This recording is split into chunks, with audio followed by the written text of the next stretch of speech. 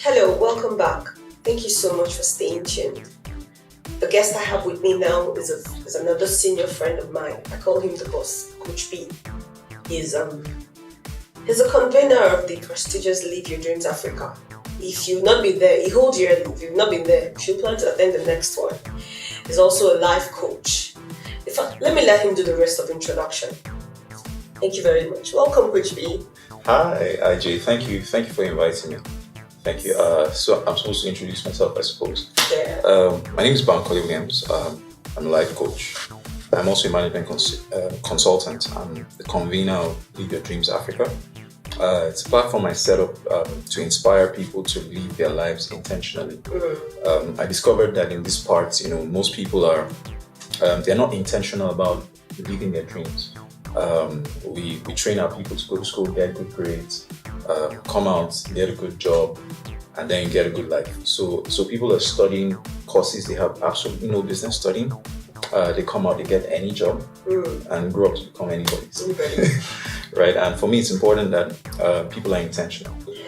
And certain people have their pace setters. They thread certain parts that other people have taken for granted, and these people have been successful at the things that they've done. So I invite these successful people from different walks of life to come and share their true life story. So in summary, that's pretty much who I am, what I'm passionate about. I'm also passionate about how the mind works. I'm passionate about human behavior because I do recognize that for certain results we want, behaviors have to change, right, to achieve those results. So I've always been fascinated by human behavior, why people act the way they do. Some people call me the why guy, right? So that's a bit about me. Wow. That in that beat is a whole lot. Because I remember I was in the last Live Your Dreams Africa, and it was absolutely phenomenal. I must tell you, it was at that program I made up my mind I was going to do this program, because I've been shifting it.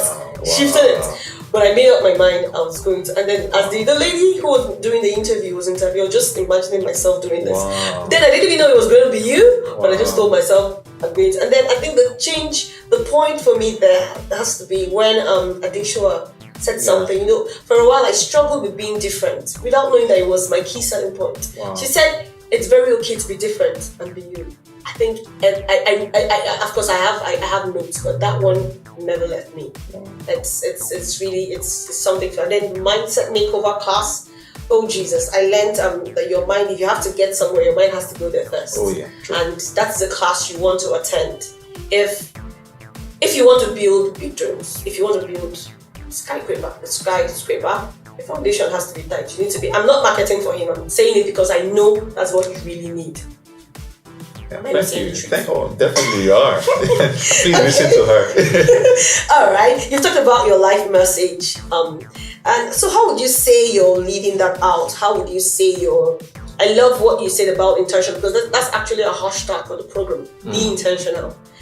So how would you say you're leaving that out? How would you say would you say, of course, we would say that you're being deliberate about it. We're talking about the role of personal branding in fulfilling your life assignment. And when I think of brand, the first set of people that come to my mind, you're there.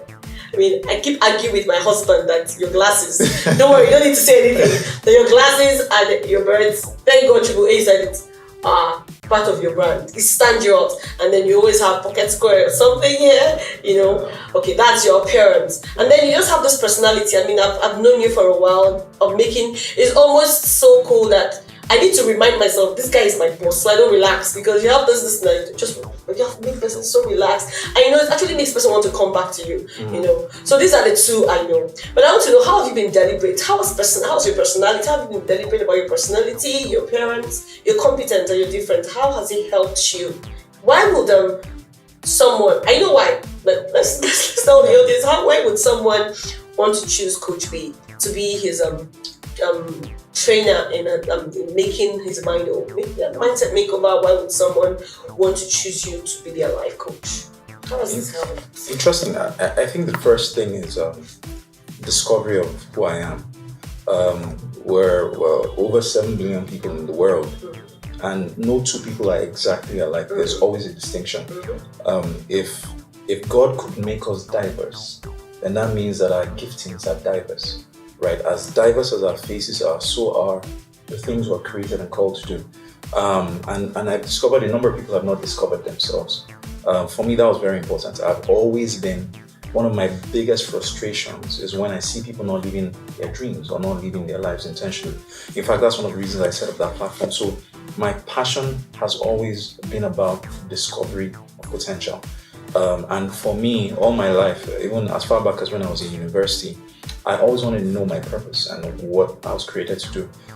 So one thing that I know that makes me very unique is I am true to who I am. I'm true to who God has created me to be.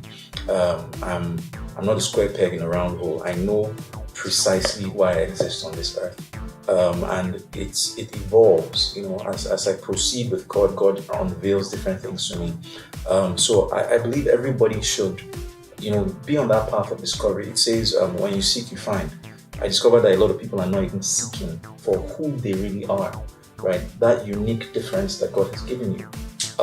When I was in university, I had an encounter with a man that totally changed my life. I heard him speaking, and the goose pimples that literally filled my body. I was like, where on earth did they get this guy from? Pretty much like the experience you had when you saw the lady running the interview and you felt like, this should be me. That was my experience. I saw somebody leaving a picture of my future, and I said to myself, whatever it is that this guy is doing, someday I'm going to be doing the same. So that set me on a path of discovery, right? I wanted to know what I was passionate about. I wanted to know what I was fascinated about. I wanted to know what I was frustrated about. I wanted to solve that problem. So people keep coming to me because they know what I stand for. They know what my primary message is. They know that this is somebody who is so passionate about helping people change their behaviors. Somebody who is so passionate about helping people discover their potential and optimize the potential. Somebody who is passionate about helping people live their dreams. So I have just been true to who God has created me to be. There are times when I was confused, and I do recognize that certain people listening presently probably will be in seasons of confusion. And confusion is not entirely a bad thing. Confusion it just shows that you're on a path to something. What I discovered is people are frustrated by the place of confusion. For me, I just believe that you're on a path. It shows that you're searching for something. You just haven't found the answers. And I think that's a good place to be, right? But don't stay there. Some people just stay there, but just keep on the quest. In the same way I was on the quest, and now I know why I exist. And I believe primarily that's why people love to engage me for what it is that I do. Oh. Okay, I want to backtrack. I just want to ask, because I already presented the components to you, but I want to ask you, what does personal branding mean to you? Interesting. First of all, let me start with the word brand. I believe there are lots of misconceptions about what a brand is. I see people saying, I need to brand my company or brand myself, and they come up with a logo and you think a brand is a logo. It's beyond that. Mm-hmm. A brand is, and this is my own interpretation, a brand is that inner gut feeling that people have about you or your product, right? It's that nudge on the inside of them that makes them leap or makes them drop. That is what a brand is. So when people encounter you, what impression do you make on their hearts, right? So it's the gut feeling, I was listening to one of the recordings, and one of the guys here, explained it brilliantly, that it's the feeling that you evoke when people experience either you or your products or your services. So that's really what a brand is to me, right? And so it's all those other things, logo, colors, stuff like that. Those are just components, but we do all of those things because we want to evoke an emotion, right? So when we say personal branding, for me, it's when people encounter you as a person, you as an individual, what gut feeling do you evoke, right? Is it a feeling of excitement? People encounter you and they're just throwing their hands in the air and really excited about meeting you, or is it a sober emotion that you drop? And it's dependent on what you want. So what at the end of the day do you want people to say? Right? I'll take that again. What at the end of the day do you want people to say? Now, based on that end, you become strategic about, how you proceed towards it. Also recognizing the potential you have, also recognizing who you are, right? So for me, that really is what personal branding is, right? It's not a number of the things that flowery things that a lot of us have in our heads. Ultimately, it's the feeling that you evoke, and I can give you countless examples of different, if you don't mind, companies, institutions who evoke that particular emotion. As big as Coca-Cola is, as big as they are, they're from my research, they're the biggest brand in the world, and Coke is the second most popular word in the world. Excuse me, please. You're excused. Thank you. Right, Coke is the second most popular word in the world. I think after OK. Right, the brand is so big that they don't even need to advertise again. But guess what? They keep advertising and they keep reinventing themselves. And they reinvent themselves based on the emotion that they want to trigger in the minds of their listeners, in the hearts of their customers or their prospects. Right? So they come up with different campaigns. We have share Coca-Cola with a friend. Right? Think about it. The liquid content is the same. It's the same, but yet adults are queuing up to find their names on a Coke bottle. People are fighting over bottles, and their sale is increasing significantly. Now, why are they doing that? They're doing that because there's a feeling that they want to invoke in the minds or in the hearts of people. So it's very deliberate. People are thinking and saying, what can we infuse with our product that will trigger a kind of emotion that will trigger the sales? Because ultimately it's about the bottom line. So what I notice a lot of people do is that they have products that have no emotional connection with people. It doesn't trigger any feeling, nothing. And you think you have a great product and people should buy it. No. People are compelled more by feelings than they are by logic. So personal branding is about you infusing intentionally the kind of emotional experience that you want people to have or associate with you as a person. And once you do that, that emotional connection will bring about repeat business, right? So for me, that's really what personal branding is. Okay, so 2 more questions. When we talk about product, I would love for you to expand more on it, because the average Nigerian think of product as something tangible. But I know you're also referring to services of what you do, skills. So could you expand more on it? On products and services? Let it not be all about some physical, tangible. Products for me are things that make you omnipresent. That's my own. They represent you wherever. Yes. And being omnipresent means you can be everywhere at the same time. Now I am here. I can't be in London. I can't be in Abuja. But my products or my services can be there, right? So that's when I think of products or services, tangible, intangible, whatever it is. They are things that can be representatives of you, even when you are not there. And they're the things that are sustainable. They're the things that make you have a transgenerational business because it's not dependent on you. So the essence is for you to pour your heart and your soul in something, in a business, in a service, in a product, a good, whatever it is, right? Pour it into that thing such that it represents you. It's your brand. People see it and it evokes that emotion as though they are physically interacting with you. Wow. Okay, one last question, because I could go on and on. What's your advice for the person out there who wants to be different, who wants to who wants to produce services or live life in such a way that when the impression people have about them is exactly the impression they want to give?